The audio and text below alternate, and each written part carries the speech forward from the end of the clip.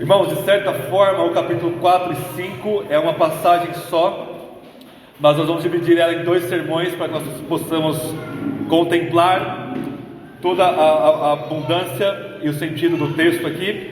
E o capítulo 4 vai focar na adoração de Deus como Criador. Nós organizamos um culto em redor disso, nós cantamos ao que criou o céu, a terra e o mar, ao Senhor que é soberano, nossos 2 louvores. E o capítulo 5 vai focar mais na salvação que nós temos em Cristo Jesus. Então Deus como Criador e Redentor é o foco aqui do capítulo 4 e 5. Vai fundamentar tudo o que vai vir depois, do capítulo 6 ao 22.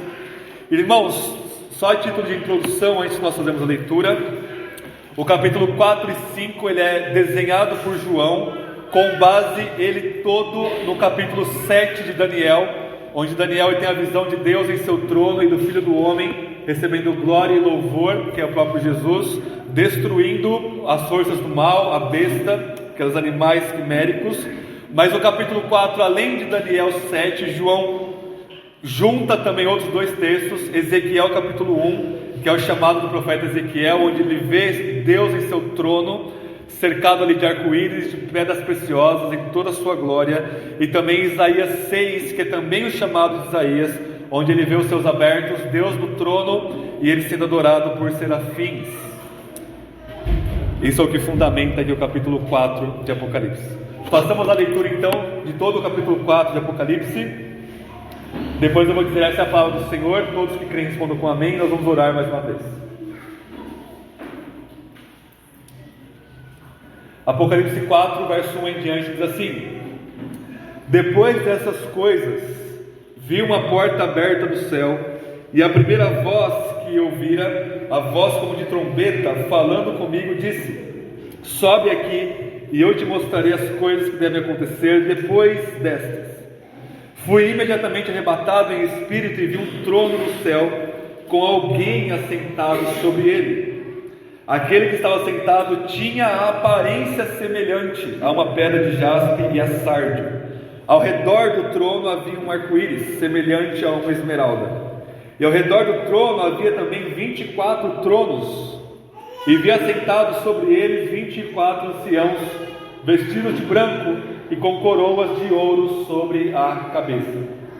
Do trono saíam relâmpagos, vozes e trovões. E diante do trono estavam acesas 7 lâmpadas de fogo, que são os 7 Espíritos de Deus. Diante do trono também havia algo parecido com um mar de vidro, claro como cristal. No meio e ao redor do trono haviam 4 seres viventes, cheios de olhos na frente e atrás. O primeiro ser era semelhante a um leão, o segundo semelhante a um touro, o terceiro tinha um rosto de homem, e o quarto era semelhante a uma águia voando. Cada um desses seres viventes tinham 6 asas, que estavam cheias de olhos em volta e por baixo.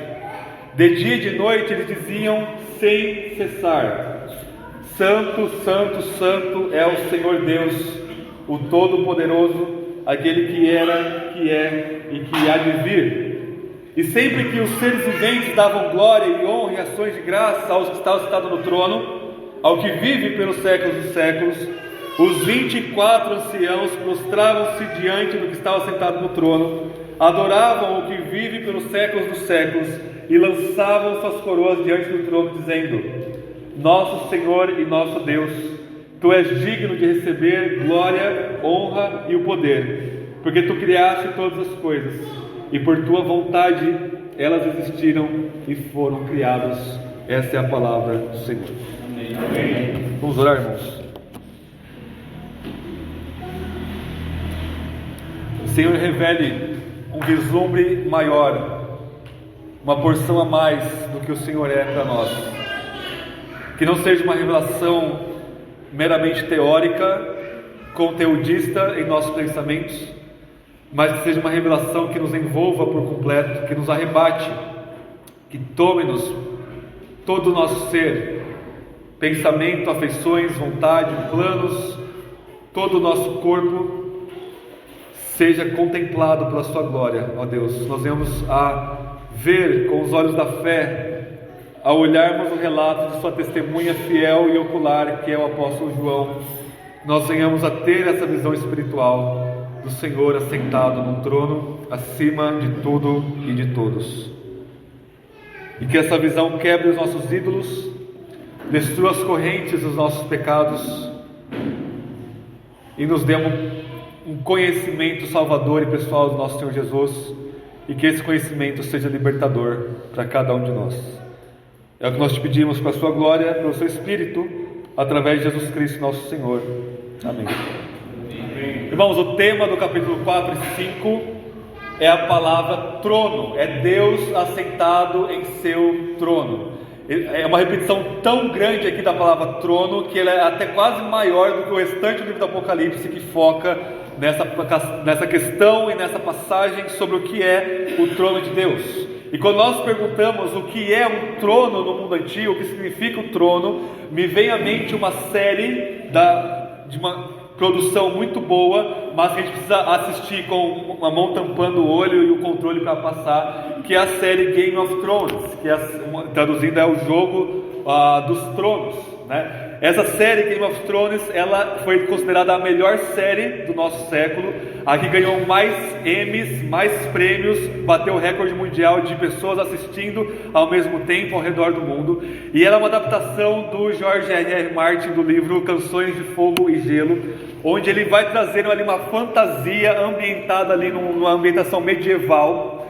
E a série e os livros todos, eles giram em torno de um trono de ferro, uma terra fictícia, fantasiosa de Westeros, e tudo gira em torno desse trono de ferro, e quem vai se assentar nesse trono de ferro cheio de espadas? O sujeito que se assenta lá, ele domina ali os 7 reinos ali de Westeros, ele é o poder absoluto. E o grande problema é que todo mundo que se assenta naquele trono, quer seja a pessoa que você mais se afeiçoa ali da série, se essa pessoa é muito boazinha, é uma pessoa muito decente, ela vai governar com justiça esses reinos, todo mundo que se assenta e a busca por se assentar no trono corrompe a pessoa, enlouquece a pessoa. Por quê? Porque nós sabemos, ainda que não hajam tronos no contexto brasileiro, nós sabemos que trono é um símbolo, né? Aquela cadeira num palácio, aquela cadeira ornamentada, é um símbolo, é um lugar, é um espaço de poder absoluto. Quem se assenta no trono no mundo antigo, que é o rei, é aquele que quando ele se assenta para reinar. E tudo que o rei fala sentado no trono é um decreto. Ou seja, se o rei fala, você vai morrer, você vai morrer. Se o rei fala, você vai viver, você vai viver. Se o rei fala, tudo que você pertence, suas casas, seu trabalho, sua esposa, seu marido pertencem a mim, não há nada que não cumpra esse decreto real. No contexto de João, César, né, o imperador romano, que tinha esse título de César, que era Domiciano, no caso aqui no final do século I, ele que se assentava no trono de Roma para julgar, e não tinha uma alma pagã, em exceção da igreja, que se opunha ao decreto de César na figura aí do Domiciano. Não existe nada em que o imperador fale e não aconteça imediatamente. E o apóstolo João, ele tem uma visão aqui de um trono infinitamente maior do que o trono de César, que é o trono do próprio Deus. Irmãos, a passagem diante de nós, ela se divide em 3 porções que a gente vai ver nessa manhã. Capítulo 4, verso 1 ao 3, João vai focar naquele que está assentado no trono. Verso 4 ao 7, o que está acontecendo ao redor do trono. E o verso 8 até o final do verso 11, como esse trono centraliza-se no meio de tudo e recebe a adoração. Quando eu falo trono, é claro que eu estou falando de uma forma simbólica da demonstração e do direito absoluto de Deus ser soberano sobre todas as coisas. O fato de Deus ter criado todas as coisas e acima disso, no versículo capítulo 5, ter redimido o seu povo, mostra para João então esse trono, e Deus está no trono, e portanto ele tem o direito, o poder de governar tudo que existe. Tudo aqui em Apocalipse 4 e 5 gira em torno do centro, que é o Deus triuno em seu trono. Então vamos ver aqui capítulo 4, verso 1. Vamos ver o que está acontecendo aqui. Depois dessas coisas, vi uma porta aberta no céu, e a primeira voz que eu ouvira, voz como de trombeta, falando comigo, disse: sobe aqui e eu te mostrarei as coisas que devem acontecer depois dessas. Primeira coisa que a gente precisa notar aqui, irmãos, de extrema importância para entender o livro de Apocalipse como um todo, é o que significa essa expressão depois dessas coisas. Ou seja, no grego eu vou te mostrar aquilo que vai vir a seguir. A interpretação popular brasileira, que é extremamente ruim, péssima, entende esse depois dessas coisas num sentido cronológico absoluto. Então, ler Apocalipse no contexto evangélico brasileiro é ler como se fosse uma carta do começo ao fim, sem levar em conta o gênero apocalíptico profético, ou seja, tudo o que vai acontecendo necessariamente vai uma coisa depois da outra. Só que isso não faz o menor sentido, irmãos. Por quê? O que acontece depois dessas coisas? Capítulo 2 e 3, Jesus julgando as suas 7 igrejas na Ásia Menor. E aí depois que Jesus julga a última igreja, Laodiceia, é que Deus se assenta no trono e recebe adoração. Não faz o menor sentido ser uma sequência cronológica. O que acontece, irmãos, é que João usa essa expressão depois dessas coisas, não numa sequência cronológica, mas numa sequência simplesmente de visões. Ou seja, ele tem uma visão, e aí depois ele tem outra visão, e aí depois ele tem outra visão. Ou seja, ele não consegue ter todas as visões ao mesmo tempo, por causa da limitação da nossa mente, do nosso ser. Deus vai revelando uma visão de cada vez que o apóstolo João. Mas essas visões, elas estão acontecendo ao mesmo tempo, concomitantemente. Às vezes João termina uma visão, e a próxima visão, depois dessas coisas, ele volta lá para o começo.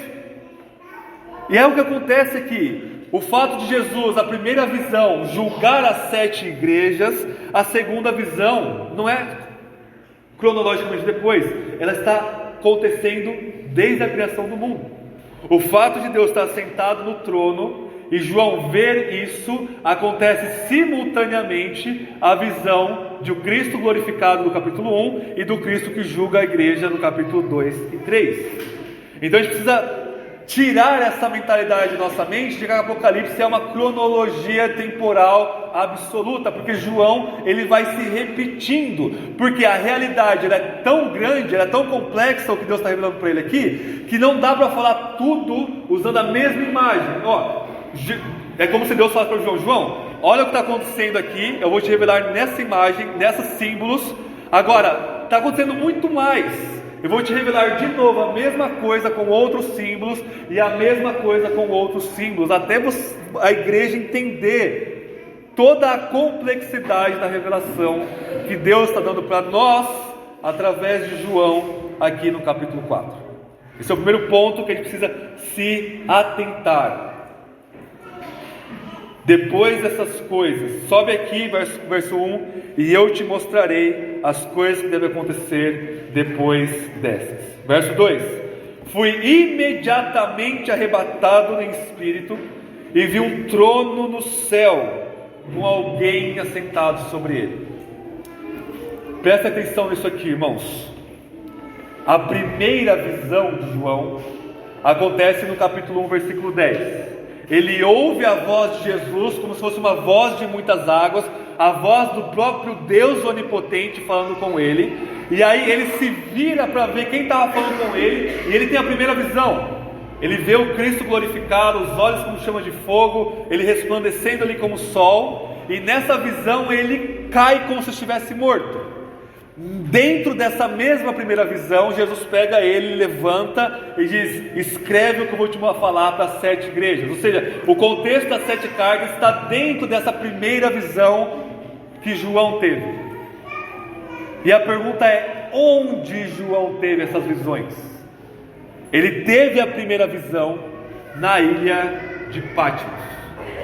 Ele estava exilado em Pátimos, velho do jeito que ele estava, exilado por causa da pregação do Evangelho, numa ilha de condenados à morte ali, numa ilha de criminosos, como se fosse uma prisão, ele se vira e ele vê o Cristo glorificado. Só que essa segunda visão, irmãos, que vai acontecer ao mesmo tempo, ele é arrebatado para o céu e ele vê o que está acontecendo no céu. É por isso que não é uma ordem cronológica, é uma ordem apenas de visão, porque vai mudando a perspectiva na qual Deus está revelando a mesma coisa para João. É uma continuidade da revelação, só que de diferentes perspectivas. E isso é muito importante, porque da perspectiva de Patmos, da perspectiva terrena, a maioria das igrejas estão corrompidas, 5 das 7. Da perspectiva de Patmos, da perspectiva do exílio deste mundo, 5 das 7 igrejas precisam se arrepender imediatamente. Da perspectiva de Patmos, a igreja não está tão boa assim. Umas se corromperam internamente, outras não estavam pregando o evangelho, outras já estavam praticamente mortas, e outras Jesus fala: vou vomitar você da minha boca. Mas isso é apenas metade da verdade. É apenas olhar para a perspectiva terrena, o que nós devemos fazer. Mas Jesus fala, o mesmo Jesus do capítulo versículo 10 fala: João, agora eu vou te mostrar o que realmente está acontecendo de uma perspectiva do céu. E Jesus arrebata o espírito de João até o céu, e lá João vai ver o que está acontecendo no mundo e nas igrejas a partir da perspectiva do trono de um Deus soberano. E isso já traz uma implicação prática gigantesca para nós. Nós sempre temos duas perspectivas. O que eu sempre ensino na catequese, os irmãos da catequese estão com isso fresco na mente. A perspectiva da criação, a perspectiva da criatura é onde nós somos responsáveis. Ou seja, quando você olha o mesmo evento, a mesma pessoa, o mesmo acontecimento, da perspectiva humana, e você deve fazer isso, você deve levar em conta a sua e a nossa responsabilidade. Quando Jesus se vira para as igrejas e fala: vocês são responsáveis, arrependam-se, voltem ao primeiro amor, julguem Jezabel, julguem Balaão no vosso meio, perseverem até o fim, mantenham-se na doutrina, mantenham-se na pureza. Jesus, nessa perspectiva humana válida, chama-nos a responsabilidade. Só que existe uma outra dimensão na realidade, que é a dimensão divina, a dimensão de Deus. E quando nós olhamos qualquer evento da história da nossa vida sob a luz da eternidade, da dimensão divina, tudo o que tem é um trono. A única coisa que tem é um Deus soberano sobre todas as coisas. E essas duas verdades, elas correm juntas, porque elas só correm em dimensões diferentes. Na dimensão do Criador, soberania. Na dimensão da criatura, responsabilidade diante do nosso Deus. Sobe aqui, João, e eu vou te mostrar a realidade agora no seu sentido último. A realidade agora no seu fundamento primordial. A realidade como ela realmente é da perspectiva divina. E o que João, onde João foi? Ele foi arrebatado, verso 2, para o céu. O que é o céu, irmãos? O céu na Bíblia tem dois referentes. Ou é o céu visível, que está aqui em cima da nossa cabeça, ou é o céu invisível, que é a dimensão invisível aos nossos olhos, que perpassa a dimensão visível da criação, onde Deus é adorado por anjos e pela igreja que já está lá com Ele. Essa é a dimensão do céu. Lá em Gênesis 1, quando eu preguei ano passado, o que diz? No princípio, Deus criou os céus e a terra. Só que os céus visíveis é criado somente depois dos dias da criação. Esses céus do versículo 1 de Gênesis é essa dimensão invisível. Ou seja, quando Deus diz, no princípio Deus criou os céus, esses céus é essa dimensão invisível. Os anjos foram criados ali no versículo 1, e Deus cria a dimensão visível. No princípio Deus criou os céus e a terra, a dimensão visível e material, estava sem forma e vazia, e Deus então começa a trabalhar nessa dimensão para ser ali nos 6 dias da criação, para a dimensão visível espelhar a dimensão invisível. E o que é essa dimensão invisível? Esse céu, o céu dos céus, onde Deus habita com os seres dessa dimensão, os anjos e a igreja. São duas coisas na Bíblia. Primeiro, é um palácio, porque no meio dessa dimensão invisível, o Deus triuno está lá como um trono, sentado num trono, e tudo que sai desse trono é irrevogável. Quando você tem lá no versículo 3 de Gênesis 1, haja luz, haja isso, haja aquilo, irmãos, são decretos daquele rei que está no trono, e as coisas acontecem. Mas não é somente um palácio onde o rei do universo está entronizado, cercado pelos seus servos, os anjos, também é um templo. A Bíblia fala que o templo celestial é onde Deus, Pai, Filho e Espírito é adorado por anjos. O fato dos anjos estarem no céu cantando Santo, Santo, Santo ao Senhor Deus, e ministrando e servindo e louvando ao Senhor, coloca essa dimensão como se fosse esse grande, imenso, invisível e perfeito templo onde Yahvé, Pai, Filho e Espírito são adorados. É para esse lugar, é para essa dimensão que João foi arrebatado. Ou seja, ele foi tomado para ver essa glória de Deus nessa dimensão invisível. Continuando, verso 2. Vamos ler novamente. Fui imediatamente arrebatado em espírito e vi um trono no céu com alguém assentado sobre ele.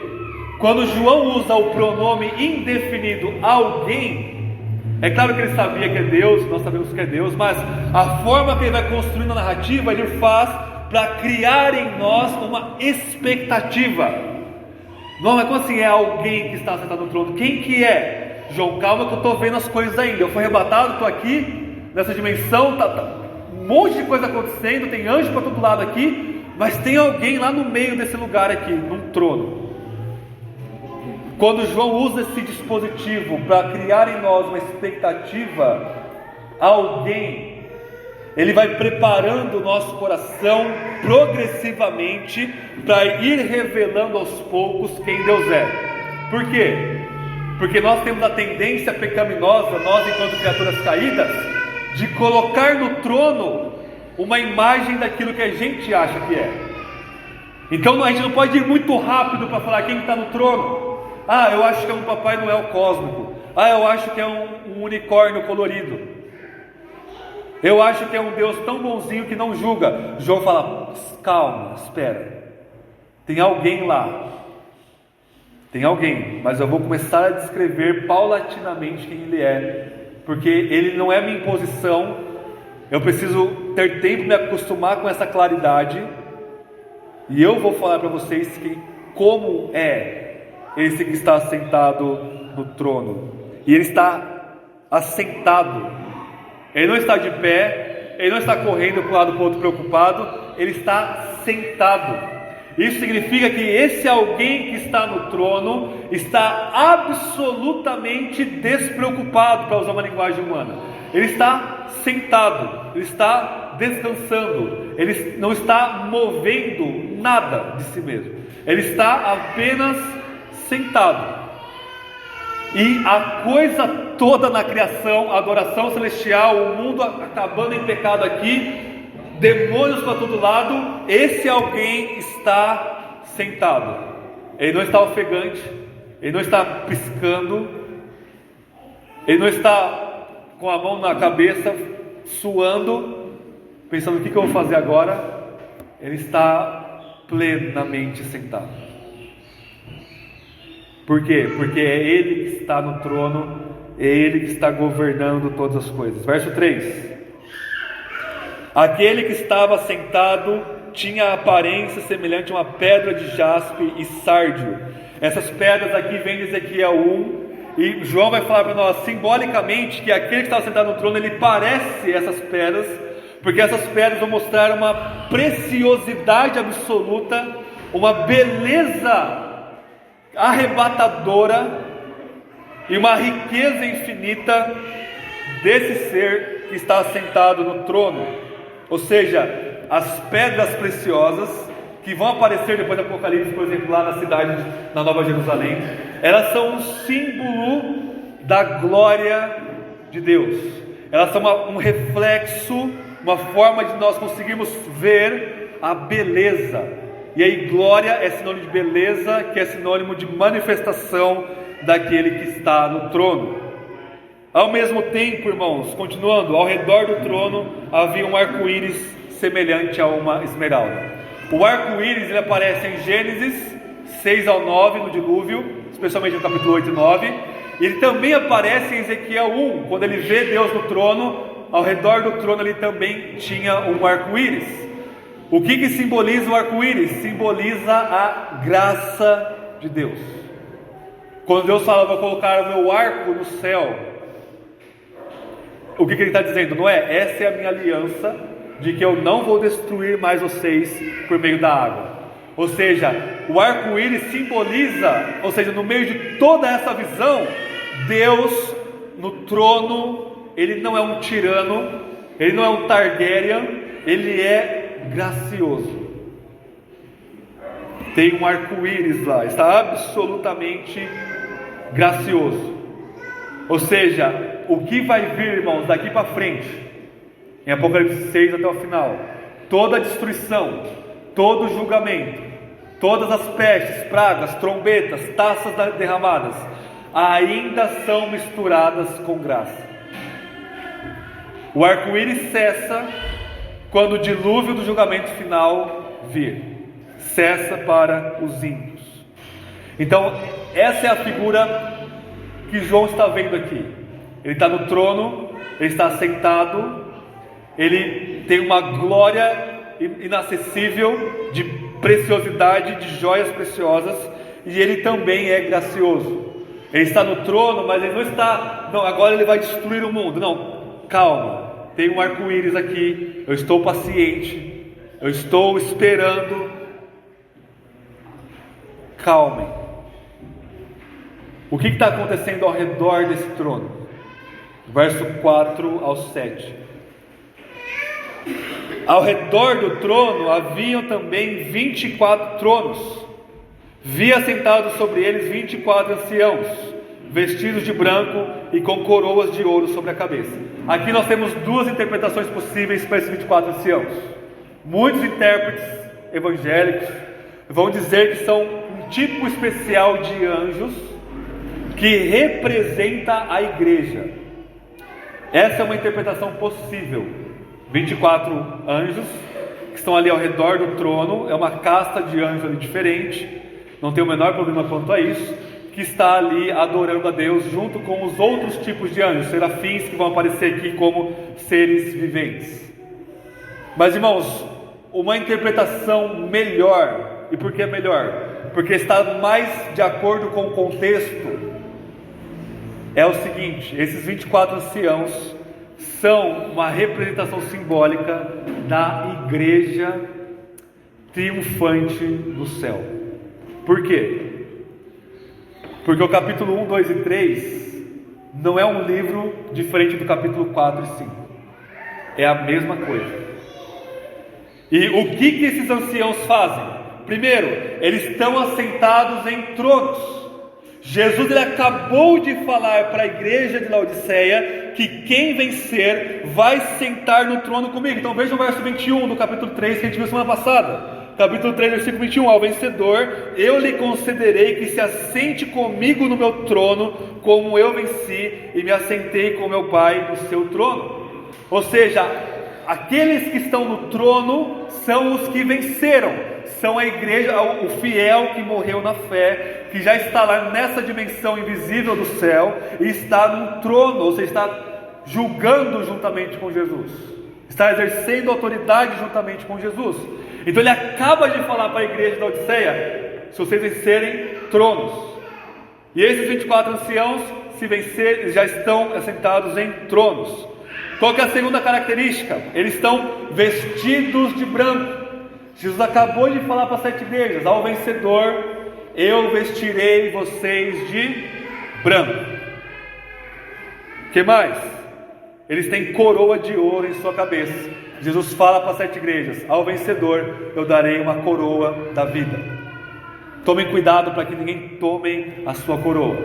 Então a imagem aqui é da igreja, primeiro, como rei e rainha da criação, como aquela que está no trono juntamente com Cristo, tem uma coroa e está reinando juntamente com Cristo, dessa perspectiva celestial. Então, da perspectiva de Patmos, as igrejas estão minguando. Da perspectiva do trono, a igreja está assentada, reinando. Mas esse céu não é somente um palácio onde se tem tronos, é também um templo. A imagem, o número 24, irmãos, é usado em 1 Crônicas, capítulo 22, 23 e 24, quando Davi está organizando o tabernáculo, preparando seu filho Salomão, que depois ele ia construir o templo, e ao organizar os levitas, ele organiza em turnos de 24 levitas, para adorarem a Deus no seu tabernáculo / templo, o tempo todo. E o tabernáculo que Deus deu para Moisés, o templo de Salomão, é uma figura construída com base nesse tabernáculo celestial, que é esse céu aqui. Ou seja, uma coisa vai espelhar a outra. Se no tabernáculo Deus revelou para Davi que é 24 levitas, nós temos aqui a igreja em sua função sacerdotal, 24, como também o número da totalidade da igreja, 12 patriarcas do Antigo Testamento, 12 apóstolos do Novo, dá 24, a igreja do Antigo e Novo Testamento está adorando a Deus, está no trono, correinando com o Cristo ressurreto, mas também está servindo como sacerdote. É o que ele vai falar no capítulo 5. Jesus comprou para Deus com seu sangue povo de toda tribo, língua e nação, e nos fez o que? Reis e sacerdotes para o nosso Deus, e nós servimos a Ele 24 horas por dia. Ou seja, Jesus mostrou a realidade da igreja da perspectiva humana, da perspectiva da igreja militante, da igreja que está lutando aqui. Mas como que é essa igreja lá? Essa igreja lá está muito bem, obrigado, está assentada em seus tronos, reinando com Cristo e servindo no templo celestial, adorando a Deus. Essa é a perspectiva que a gente tem que ter também da igreja.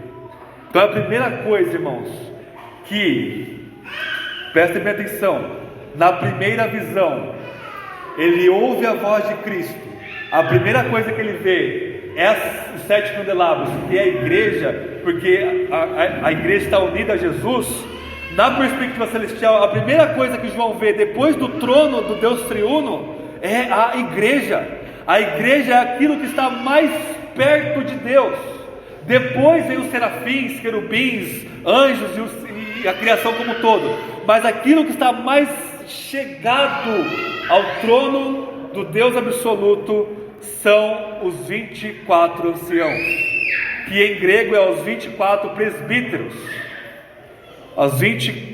a representação simbólica da igreja como um todo. Você e eu estaremos mais perto de Deus do que qualquer coisa na criação. Não somente isso, verso 5, estava acontecendo algumas coisas aqui nesse trono. Do trono saíam relâmpagos, vozes e trovões. Isso é uma alusão à revelação do Monte Sinai, lá em Êxodo 19, onde o monte fumegava. E em Apocalipse, quando essa teofania, essa revelação em trovão e fogo e vozes e trovões acontece, é um símbolo do julgamento de Deus. Quando Deus se manifesta de forma terrível, e para nós criaturas, o trovão e as vozes incessantes é uma coisa amedrontadora, é quando Deus se manifesta para a sua criação caída, para a humanidade em pecado. Ele não se manifesta como um vento, como um amor, como um pai. Ele se manifesta como um Deus que troveja dos céus. Mas ao mesmo tempo que essa manifestação de juízo estava acontecendo, o que mais João viu? Diante do trono, verso 5, estavam acesas 7 lâmpadas de fogo, que são os 7 Espíritos de Deus. E aí no capítulo 5, isso significa o Espírito em plenitude enviado para salvar a igreja. Então é uma mistura aqui de duas coisas opostas: julgamento trovões, relâmpagos, vozes, salvação, o Espírito séptuplo em sua plenitude diante de Deus. Então, diante do trono está acontecendo essas duas coisas. O Espírito está ali e ele está sendo enviado para salvar a igreja. Salvação está fluindo desse trono, e ao mesmo tempo que há pecado, e você diante da visão de Deus na criação, e ele está ali trovejando em sua ira, em julgamento contra o pecado. E é exatamente isso o restante de Apocalipse. Deus manifestando julgamento e salvação e sendo glorificado por causa disso. Esse é o tema da Bíblia. Deus é glorificado na salvação e no julgamento. E aqui é o que João vê: Deus num trono, irado, trovejando, e ao mesmo tempo enviando a plenitude do seu Espírito sobre essa criação caída, para salvar a mim e a vocês, para salvar Laodiceia, para salvar Sardes, que estava morta, para salvar Éfeso, que tinha perdido o primeiro amor. Deus está trabalhando em graça e em juízo ao longo da história. O verso 6 é um pouco mais difícil, mas vocês vão entender bem, de forma bem simples. Além disso tudo, verso 6: diante do trono também havia algo parecido com um mar de vidro, claro como cristal. O que significa esse mar de vidro? Esse mar de vidro, ele aparece de novo em Apocalipse. Abram comigo rapidamente, marquem o capítulo 4, virem as páginas até chegarem no capítulo 15. Vocês vão entender o que é esse mar de vidro.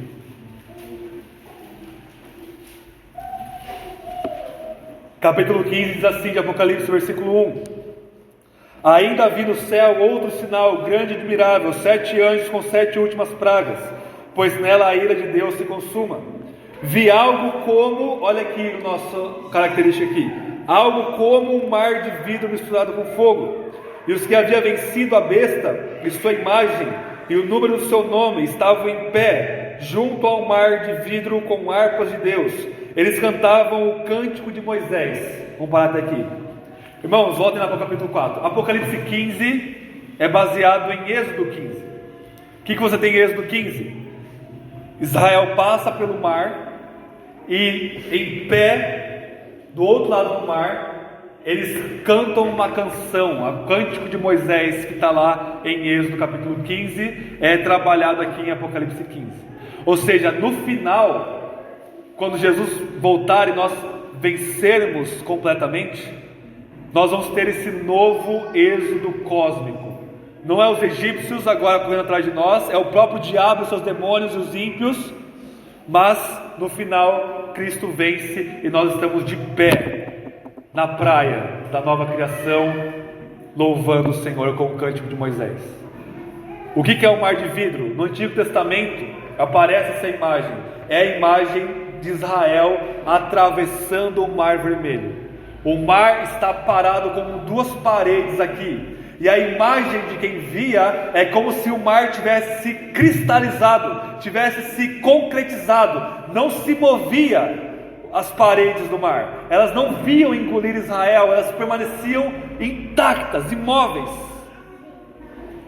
E Israel passando nesse caminho, passando pela salvação, e Deus mantendo o mar cristalizado, o mar parado. O que é o mar vermelho? O que é o mar? É um símbolo da maldade. Por quê? Porque ao voltar para Gênesis 1:2, Gênesis 1:2, a criação caótica, havia trevas sobre a face do abismo e o Espírito pairava sobre as águas. Essas águas caóticas, essa criação aquosa e caótica, Deus trabalha na ordem da criação.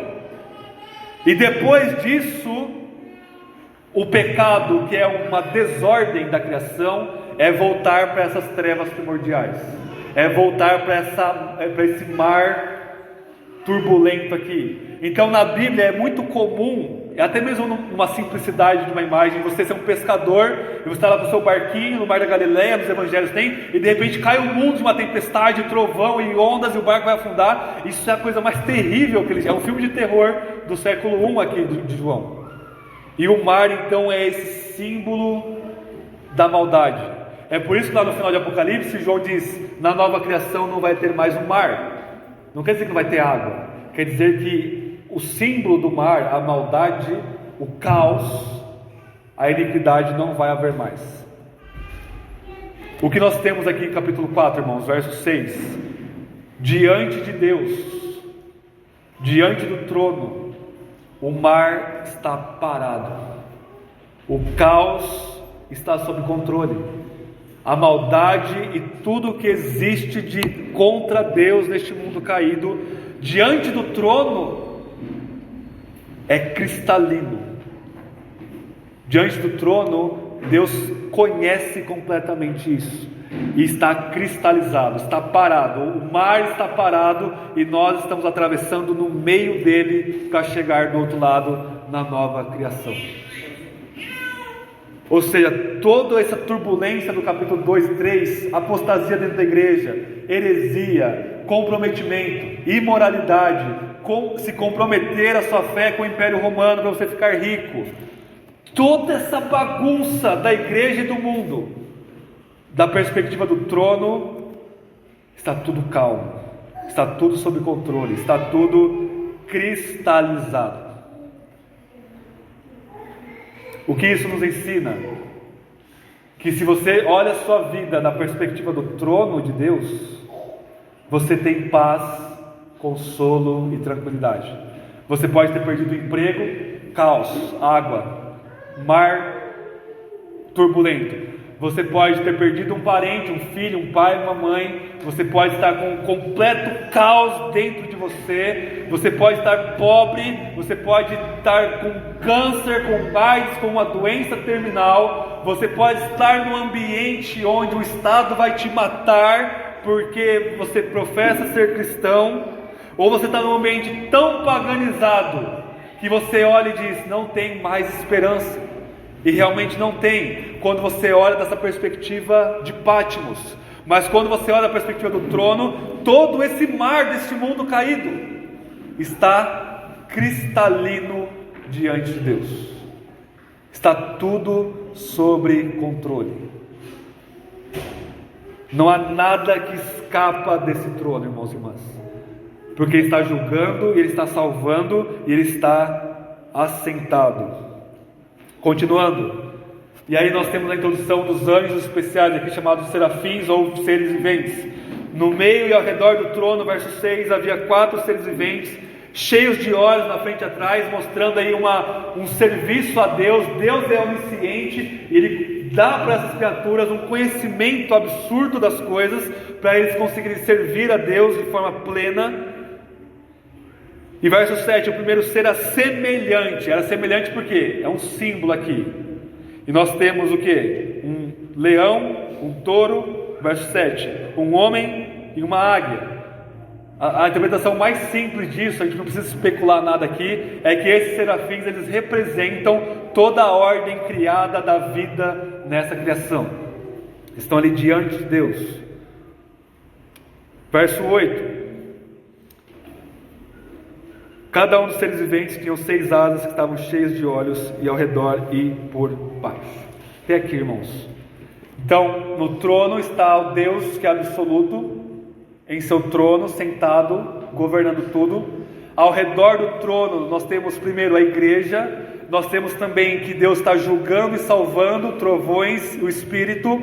Nós temos a maldade diante de Deus, está sob controle. O mar não está turbulento diante de Deus, está sob controle, parado como um cristal. E também nós temos aí os serafins louvando a Deus. A imagem que João tem aqui, irmãos, é o seguinte: o universo, a dimensão visível e invisível, tudo que existe, ela é concêntrica. No meio está um trono, e depois você vai ter esses círculos, essas esferas. Você tem a igreja, você tem os anjos, você tem o restante da criação.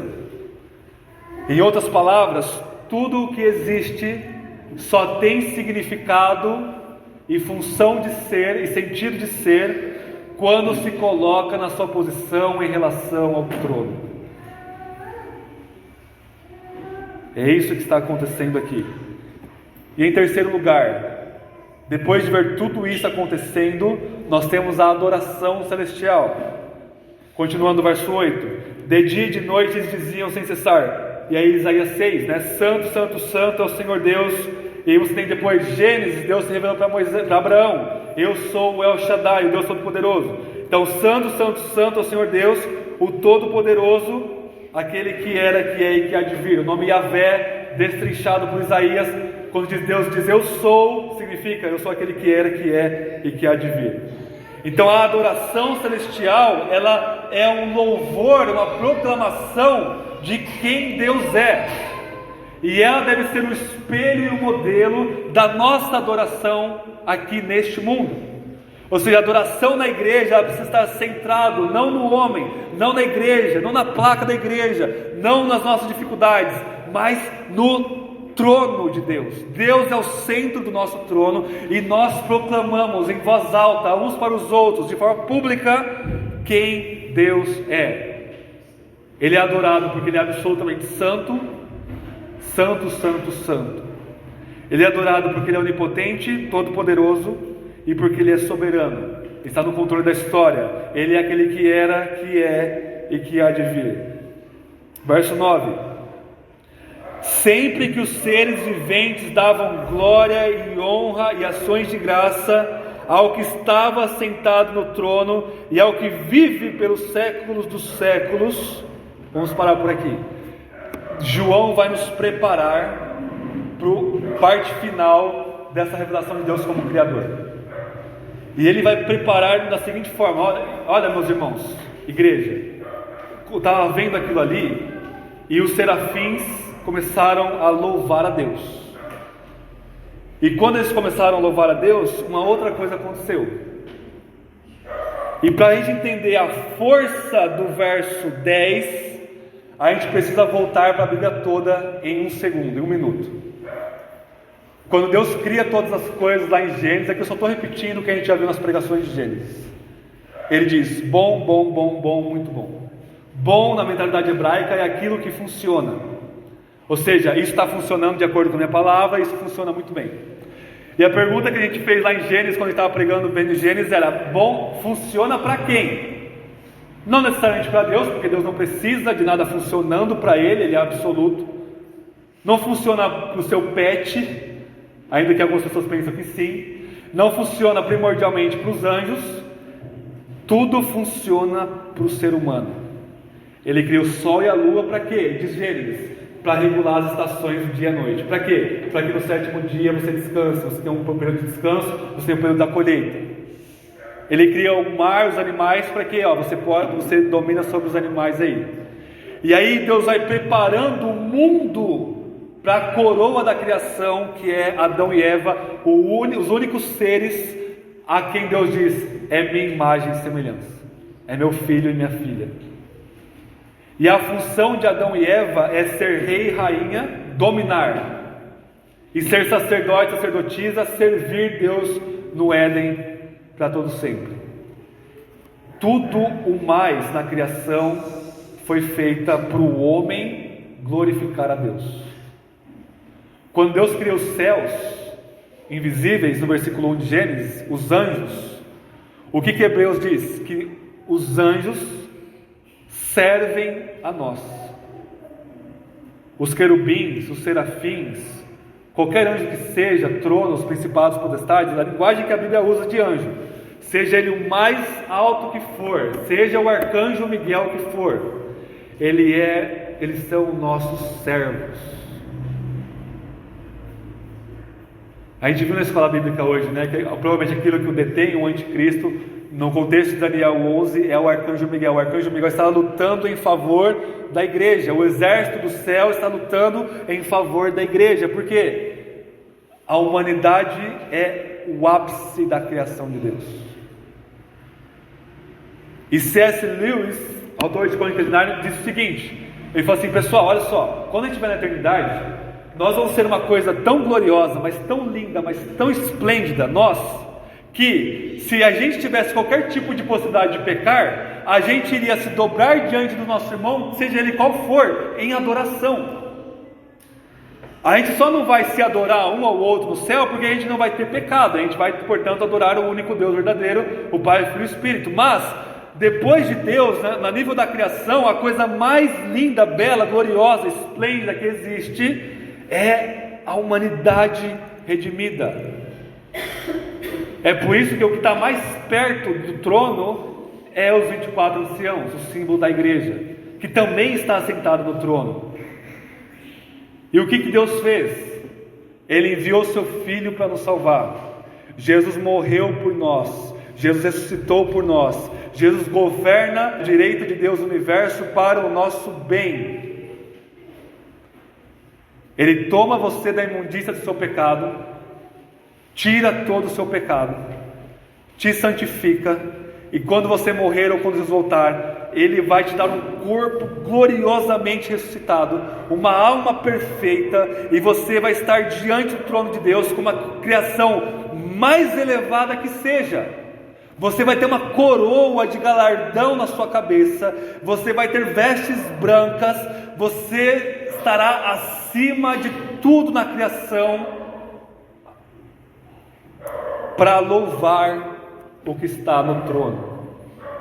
Mas de repente, essa coisa gloriosa, a criação perfeita, faz o seguinte, verso 10: os 24 anciãos prostravam-se diante do que estava sentado no trono, adoravam o que vive pelos séculos dos séculos, e lançavam suas coroas diante do trono.